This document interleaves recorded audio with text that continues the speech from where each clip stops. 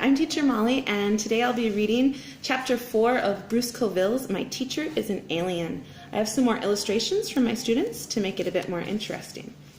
Here we go. Chapter 4, Brock's Home. The door was unlocked. Trying not to make any noise, I turned the knob and pushed. The door opened without a sound. I hesitated for just a moment, then stepped in.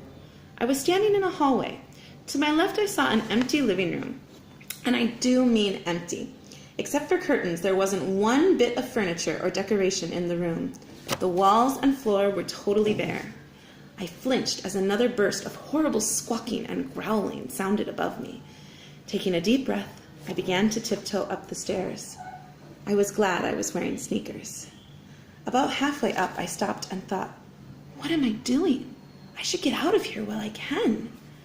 You may not believe this, but the only reason I didn't turn back was that I thought Mr. Smith might really be in trouble.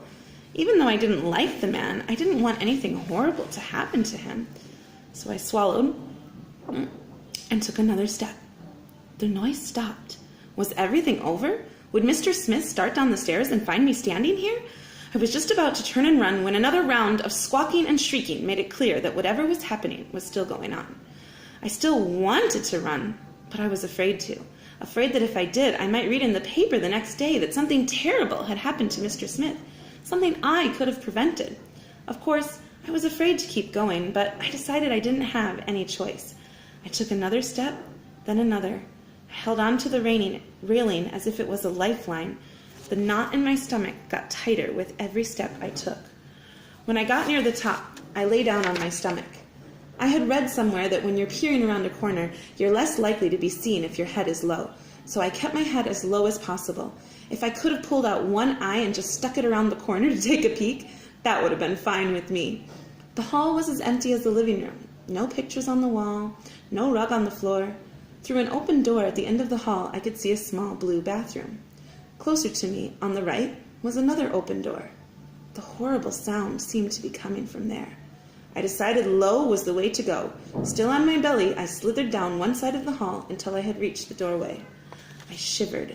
The noise was like a tiger running its claws down a blackboard. It felt like aluminum foil against my teeth. What could be making it? When I finally got up the nerve to sneak a look around the bottom edge of the door, I saw Mr. Smith sitting at a little makeup table, looking in a mirror. Stacy was right. The man really was handsome. He had a long, lean face with a square jaw, a straight nose, and cheekbones to die for. Only, it was fake. As I watched, Mr. Smith pressed his fingers against the bottom of his eyes. Suddenly, he ran his fingertips to the side of his head, grabbed his ears, and started peeling off his face. I gasped. Fortunately, the horrible noises coming from the room drowned it out. I wanted to get up and run, but I was too terrified to move. I started to shake instead.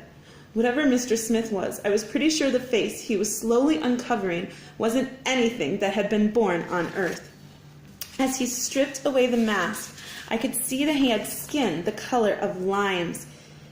His enormous orange eyes slanted up and away from his nose like a pair of butterfly wings. A series of muscular-looking ridges stretched from his eyes down to his lipless mouth. Soon the handsome face of Mr. Smith was lying on the dressing table. The creature that had been hidden underneath it began to massage his face, his real face. "Ah," he said, "what a relief." He smiled at himself in the mirror, showing 2 rows of rounded purplish teeth. I had noticed that the horrible noise was coming from a pair of flat pieces of plastic hanging on the wall, but it wasn't until Mr. Smith started singing along with the sound that I realized the plastic sheets were speakers. The hideous sound was music, or at least what passed for music wherever my alien teacher had come from. I was still trying to find the courage to start backing up when the alien turned down the music and flipped a switch on the table. The mirror began to shimmer. Suddenly, the image of Mr. Smith was replaced by another alien face, this one just as horrible. Beyond the face, I could see a big room with other aliens bustling around. From the look of things, I figured this must be a spaceship. The face in the mirror said something sounded like, rings, The words were low and growly. "Brock's home reporting," said Mr. Smith. The face in the mirror made some growly noises. "It's good to hear our mother tongue," said Mr. Smith, or Broxholm, or whatever his name was. "I cannot wait to return to the ship and have this language implant removed, so I can speak the true tongue, and not this barbaric garble." Hey, I thought, whose language are you calling barbaric? But before I could get too angry, I heard something else, something that set a cold chill down my spine. "The testing process is proceeding on schedule," said Broxholm. "Before long, I will have selected the students I wish to bring back for study." Bring back for study? I couldn't believe my ears. My teacher was an alien. Even worse, he had come to Earth to kidnap kids and take them into space. The end. Stay tuned for Chapter 5. Thanks for watching.